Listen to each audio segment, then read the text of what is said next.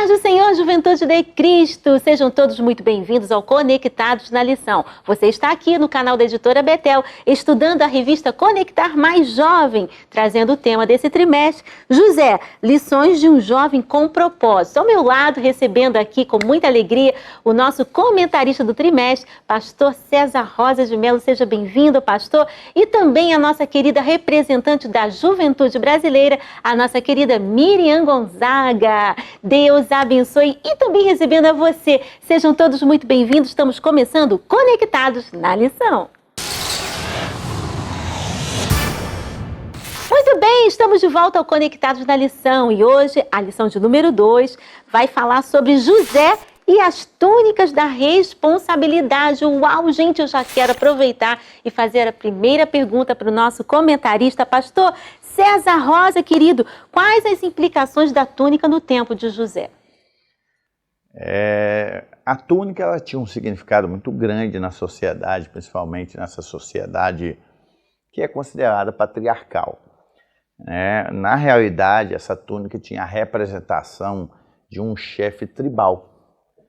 Ou seja, quando Jacó presenteia José com essa túnica, era como se Jacó estivesse falando para ele: olha, a responsabilidade do nosso clã, da nossa família, está nas suas mãos. E sabemos que isso tem um significado muito grande, até mesmo de maneira espiritual, né? Porque túnica fala de honra. E é tão lindo isso aqui, gente, que não é uma simples túnica, é uma túnica de várias cores, né? Tinha bordado, é uma túnica de proeminência, é uma túnica de exaltação. Então, quando nós vemos todo esse contexto de José, aquilo ali fez aflorar ainda mais aqueles sentimentos que eu acredito que estava apenas adormecido dentro dos irmãos, mas com a túnica aquilo aflorou. E aí aquilo que era velado passou a ser praticado com mais insistência, com mais veemência. Então, essa túnica, embora o seu pai deu no sentido de presente, mas ela gerou muitos problemas na vida de José. E é interessante essas várias cores, que eu quero apenas associar essa túnica de várias cores, só para vocês verem o tanto que é lindo essas expressões, com o Salmo 139, quando o salmista vira e diz que Deus nos entreteceu no ventre da nossa mãe. A mesma palavra hebraica usada para túnica de várias cores é a mesma usada em entretecer no ventre da mãe. Então daí dá para você ver a profundidade que é isto, ou seja, né, tanto a grandiosidade humana na visão do salmista, tanto a grandiosidade da túnica pelo qual Jacó presenteou seu filho. Então, essa é a lição, essa é a questão que está por trás de tudo isso. O que aquela túnica representava na sociedade trouxe grandes males na vida de José. Porém, nós vemos em todo o desenrolar da história que José soube trabalhar isso muito bem. Pagou um preço muito alto. Talvez se Jacó soubesse o que aquilo acarretaria na vida do seu filho, não teria dado aquela túnica. E você vai ver que posteriormente a túnica que serviu de exaltação voltou para Jacó, trazendo uma notícia muito má. Então, nós precisamos tomar cuidado com aquilo que recebemos e sabermos lidar com isso. Talvez pessoas nos dão presentes, somos honrados e muitas vezes não sabemos o que aquilo vai acarretar na nossa vida. E precisamos estar preparados para lidar com responsabilidades e ao mesmo tempo com as expectativas que as pessoas colocam sobre nós. Muito bem. Pastor César, aqui no Refletindo da nossa lição, traz uma frase do pastor Samuel Mariano que diz: a túnica que Jacó deu a José foi feita sob medida e não cabia em mais ninguém. Realmente é muito profundo, mas pastor César, meu querido, como, diante disso tudo, como conviver com as invejas dos irmãos dentro da própria casa? É muito difícil você acreditar. Às vezes nós até acreditamos, mas gostaríamos de estar enganados do que acreditar que pessoas próximas nos invejam. Porque é muito difícil, mas ao mesmo tempo é difícil demais para pessoas lidar com a prosperidade de uma pessoa, com a exaltação de alguém. E todas as vezes que acontece algo na nossa vida, existem pessoas que muitas vezes vai te ajudar a chorar, vai te ajudar a enterrar um ente querido, mas dificilmente elas vão te ajudar a tirar foto do carro novo que você ganhou, dificilmente vão saber lidar com uma exaltação na sua vida. E isso vai gerar nas pessoas. E aí é que está a grande diferença. Embora somos exaltados, não podemos deixar que isso suba a nossa cabeça. José recebeu a túnica, seus irmãos o invejavam, mas José aprendeu a viver com isso. Tem uma historinha muito linda que conta, como diz meu pastor presidente, pastor Davi Nassif, no tempo que os bichos falavam, dizem que a cobra sempre queria comer o vagalume. E teve um dia que o vagalume falou assim: Dona Cobra, antes de você me devorar, deixa eu te fazer uma pergunta. Eu faço parte da sua cadeia alimentar? Não. Eu vou saciar sua vontade de fome? Não. Então por que você quer me devorar? E aí a cobra falou: porque eu não aguento ver você brilhar. E essas coisas, infelizmente, acontecem. Existem pessoas que não conseguem ver o brilho das outras. Só que isso não está em nós. As coisas não acontecem para afrontar A ou B, mas acontece por resultado de trabalho. Acontece porque eu sou promovido numa empresa. Resultado de proatividade, resultado de meta, resultado de trabalho. Por que o pastor nos escolhe para determinados cargos dentro da igreja? É porque enxerga em nós um potencial que nós nem muitas vezes enxergamos. Eu me lembro até hoje quando o meu pastor, embora Deus tivesse falado comigo no domingo à noite que você iria subir 3 degraus nesta semana ministeriais, eu fiquei assim, atônito. Quando foi na metade da semana, eu era solteiro na época, e o meu pastor vira e fala assim: você está preparado para o ministério? E eu fiquei assim, boquiaberto, e de repente ele fala assim: porque nós estamos querendo te levar evangelista, e eu quero saber se você está preparado. E eu simplesmente falei assim: olha, não me sinto preparado, Deus falou comigo no domingo à noite, e aqui estou. Cumpra-se em mim a vontade de Deus. Quando o meu pastor foi me dar posse na congregação, eu falei para os irmãos: não me sinto preparado, mas uma coisa eu tenho chamada de Deus. E graças a Deus, Deus tem nos honrado. Então o tempo inteiro nós vamos conviver com isso.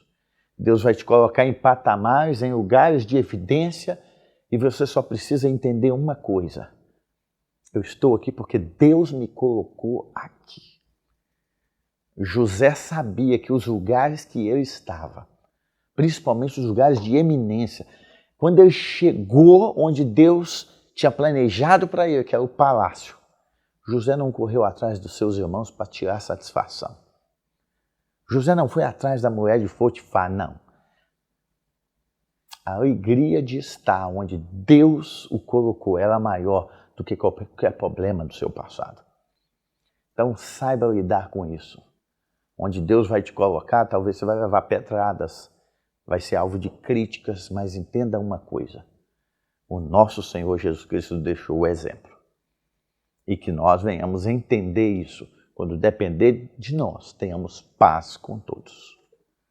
Muito forte isso, né, gente? É verdade. Lembrando aqui que a Editora Betel disponibiliza lá no nosso site da Editora Betel, né, o plano de incentivo à leitura. Isso mesmo, o PIL Conectar Mais Jovem, com mais subsídios para agregar aí a amplitude do conhecimento na lição. E ao meu lado aqui está a nossa querida Miriam Gonzaga. Miriam, o que você trouxe hoje como PIL para a nossa lição de hoje? O nosso PIL de hoje tem por tema a confiança necessária para amadurecer. José foi um jovem que provou muitos sabores na vida, o amargo e o doce. E com essas tentações que ele passou, com as coisas boas que ele passou, gerou nele a confiança para o amadurecimento, até onde ele chegar, o lugar que Deus queria levar nele. Para você saber mais sobre a confiança necessária para gerar o amadurecimento, acesse o site da Editora Betel, que é o www.editorabetel.com.br, e acesse o PIL fazendo download de forma gratuita e leia mais sobre a confiança necessária para amadurecer. Pastor César, a juventude quer saber. Falando sobre exaltação divina, de que maneira podemos guardar o nosso coração da soberba? Uma pergunta bastante pertinente e necessária, e ela não é de hoje, porque o próprio Salomão pôde dizer sobre tudo que se deve guardar. Guarde o teu coração, porque dele se procedem as saídas da vida. Nunca é fácil, queridos, estar em lugar de destaque. Nunca é fácil lidar com a fama, com o sucesso. É por isso que tem um autor desconhecido que ele até mesmo disse que quando o diabo não conseguir manchar as tuas vestes com o pecado, ele vai tentar ofuscar a tua visão com os holofotes da fama. Então lidar com isso não é fácil. Tem um hino da Fernanda Brum que eu gosto muito, que é na penha da rocha, me esconda ali, onde o orgulho não me alcança, onde a soberba não vai chegar. E essa rocha é Jesus, queridos. O que nós mais precisamos na vida é nos refugiar em Deus, é saber que a luz que irradia em nós não vem de nós, vem de Deus. Que o lugar onde estamos não foi os nossos pés que caminharam até lá, foi as mãos do Todo-Poderoso que nos colocaram naquele lugar. Então, a primeira coisa que nós precisamos entender é a dependência divina. Seja na questão profissional, seja na questão eclesiástica, você precisa entender a sua dependência em Deus. Quem te deu proatividade no trabalho?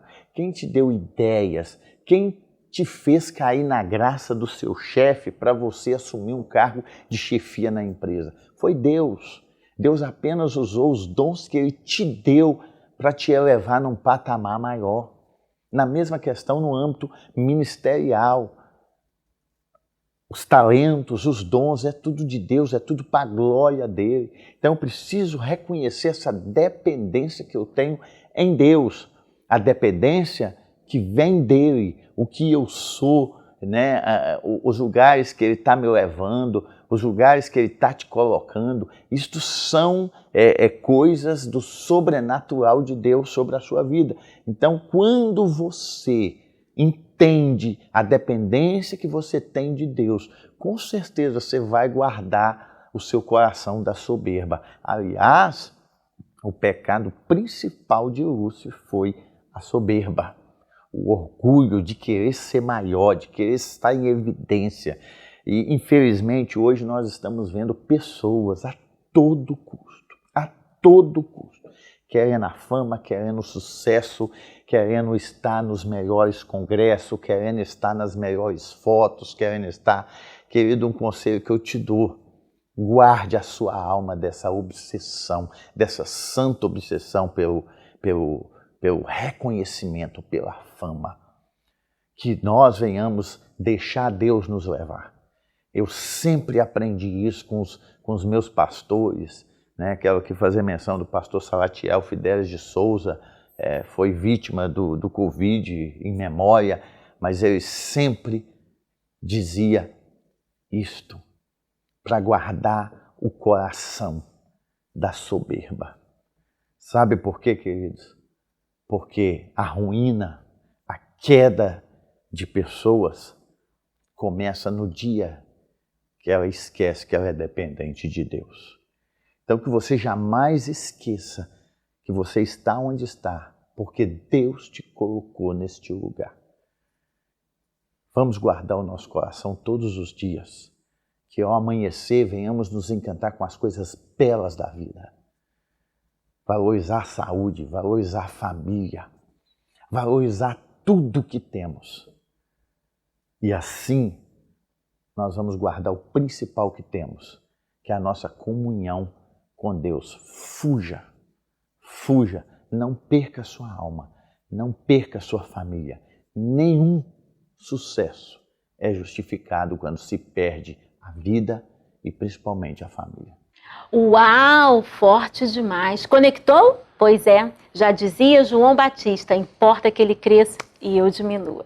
Bom, lembrando a você que ainda não adquiriu o livro Subsídio do Trimestre, gente, o livro está imperdível. José, uma história escrita por Deus, de autoria do nosso querido pastor César Rosa.